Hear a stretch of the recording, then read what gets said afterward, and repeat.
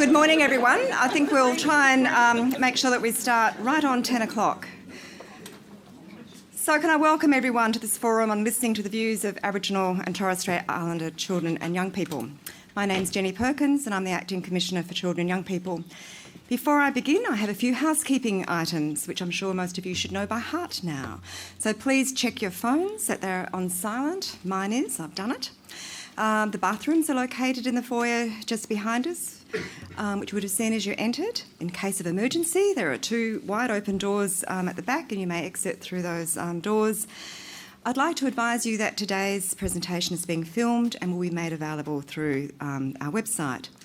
And lastly, and importantly, today being Remembrance Day, at 11 a.m, we will pause our presentations for 1 minute silence to pay our respects. You'll also note that we've given you a feedback form and we encourage you to take a minute or two at the end of this morning's presentation to complete the form as it helps us plan future events. Before we start today, and appropriately, I'd like to invite Dr. Cheryl Kickett-Tucker as a Whadjuk traditional owner to formally welcome us to country.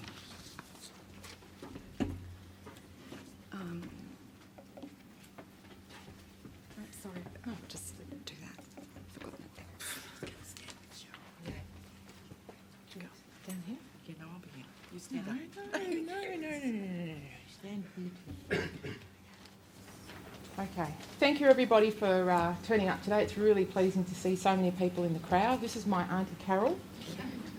She's a quiet, softly spoken lady with a wonderful heart, and I'm going to do the welcome on behalf of our elders, because traditionally an elder would do this.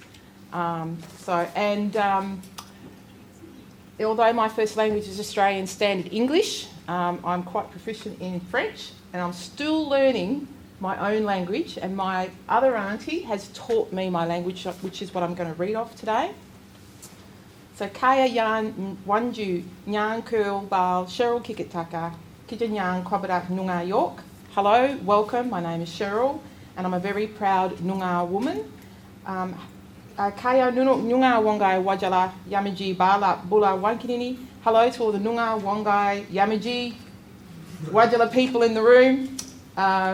Nala Court Budjera Yay Nalak Yaki Nijak Wajak Noongar Budjera. Country is an integral part of being Aboriginal, and today we find ourselves standing on Noongar Wajak country, which is part of the Noongar nation. Nyan Kadich Jian Kurukuriya Kija Murl Bula No Najak Nim Yan Mudich Kajang Wajak Buja. In respect and on behalf of all the past, present and future elders, I acknowledge their power and passion and good spirit that allow us to be here today on Wajak country.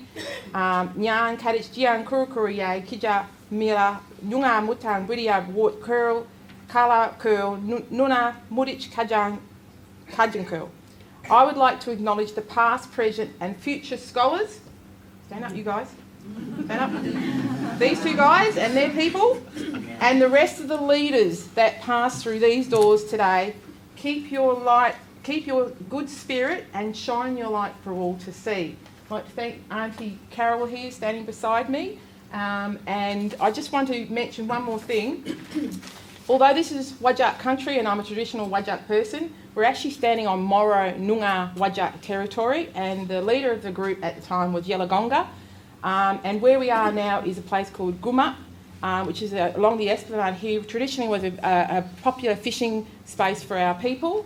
And Perth City, like most of our places, are huge significant sites for us still even today. It was a lot of the grounds around here were camping sites for Aboriginal people to come in from the Wheatbelt area, from down south and from up near the Yamaji country, up near Geraldton, to come here and have corroborees and do trade with each other. So, and most of the areas around here were freshwater springs, but no longer today, because they're getting filled in or made new pathways of new water spaces like Elizabeth Quay. But we won't go there. Just remember that today when you're passing around Western Australia, particularly in Perth here, although there are buildings on these sites, there are burial sites not far from here, in the Supreme Court Gardens, for instance, and camping sites that we move through those places, but they do affect us. And that's one of the reasons Auntie's not saying anything, because it does affect her. And it also, I just, pause even today when you're doing your 11 a.m. For the people that are in the war, think about the Aboriginal soldiers as well, who were not really recognised when they came home, and some of them even today. And we did lose one of our people, Phil Prosser, an elder, a respected Noongar man who fought in the war, and he passed on, and there was a huge service for him at Sister Kate's 2 weeks ago. So, we'll bow our heads in remembrance of him today. But thank you for being here today. Kaya. Thank you, Nathan.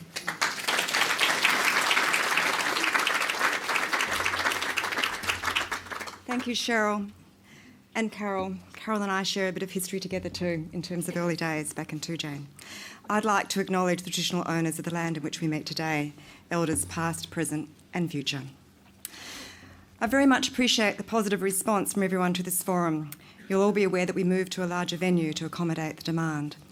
This consultation has been the single largest consultation undertaken by the Office of the Commissioner for Children and Young People, and I want to acknowledge significant input from all staff in the office, in particular Jackie Craigie and Renee Redinkas, who were with us during the time, who worked very closely with members of the Aboriginal community to help achieve the significant product that we have.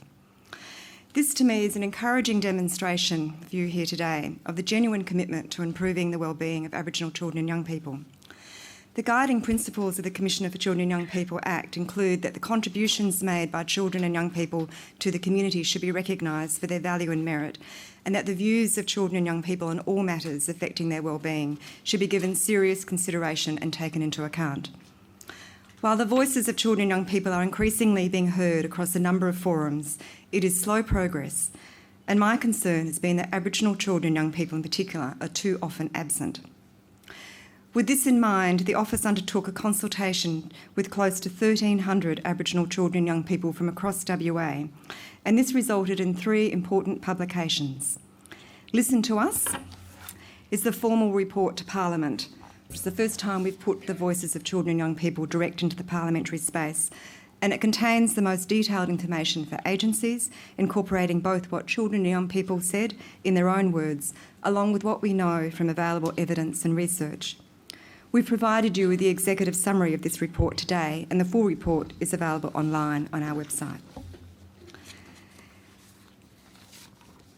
The Aboriginal and Torres Strait Islander Children and Young People Speak Out publication, which we have some copies here today, is a community-focused report and has been used to report back to the agencies and communities that contributed to the consultation. This publication is focused heavily on the voices of the children and young people who took part in the consultation, and we have some copies available today. The third publication evolved during the consultation project. One of the themes to arise from the consultation was that having role models and people to look up to is important for Aboriginal children and young people. Recognising that having local role models is important, the publication This Is Me tells the story of 12 WA Aboriginal young people who are playing important roles in their families and communities and working hard to create a positive future. The relevance of this can't be overlooked. I received an email which I think captures it all. I thoroughly enjoyed reading the stories and was so proud as an Aboriginal person to see that the future is in such great hands with these children coming up through the ranks. There's so much bad publicity and kids get such a bad rap. I think it is awesome that we have such good role models. To me, the strongest message from the consultation and the resulting reports is the great sense of hope expressed by Aboriginal children and young people and the many strengths they identified in their lives. We all know that there are significant challenges that too many Aboriginal children and young people face, and many of you here today deal with these reality on a daily basis. But I feel strongly that we must ensure that we don't get too caught up in the messages of despair and hopelessness that are sometimes predominant in the media and community. The Aboriginal children and young people who took part in the consultation expressed a variety of life goals and dreams, and not just of being a football or basketball champion, although that's very important too. These aspirations including stopping racism, becoming a bushman, a policeman, a human rights lawyer, a scientist, an electrician, and one 12-year-old's aim to be Prime Minister. Listening to these hopes for the future and providing the supports they need to enable Aboriginal children and young people to play an important role in the future prosperity of our state must be our collective goal. In undertaking the consultation, developing the resources, and now in the advocacy work which the consultation will inform, I'm aware of the huge amount of work undertaken by government and non-government organisations over many years to address the wellbeing needs of Aboriginal children and young people. The reports developed by my office don't aim to supersede or replace any of these initiatives, but to provide the, until now, missing voices of the children and young people that can be used to refine and improve current programs and initiatives. There is an imperative to achieve truly integrated planning, funding and delivery of programs and services, for programs and services to be flexible and respond to the unique circumstances, needs, strengths and capacities of Aboriginal people and their communities. Programs and services must also recognise the importance of and build on the strengths of Aboriginal family and kinship. The Listen to Us report provides a significant amount of information on key themes and issues that can be used to start these conversations or drive practical changes to programs and services straight away. And shortly, Jocasta Sybil, Senior Policy Officer from my office, will soon provide an overview specifically of the report's findings and recommendations. I'd like firstly to introduce our other presenters today. Dr Cheryl Kickett-Tucker, who earlier provided today's Welcome to Country, is the Founding Director of Pindi Pindi Priority Limited, Centre for Research Excellence in Aboriginal Wellbeing, and is currently Associate Professor, Institute of Positive Psychology and Education at the Australian Catholic University. Jude Sorensen and Carol Ryder are Community Development Officers at the Swan Alliance Communities for Children. I've introduced Jocasta, Senior Policy Officer from the office who worked on the consultation. And I'd like to thank Cheryl, Jude, Carol and Jocasta for participating today, and I look forward to your presentations. Firstly, however, and appropriately, considering the role of the office in advocating for children and young people's views on important matters to be heard in the community, we'll hear from Year 12 Kiara College student Desi Farrell.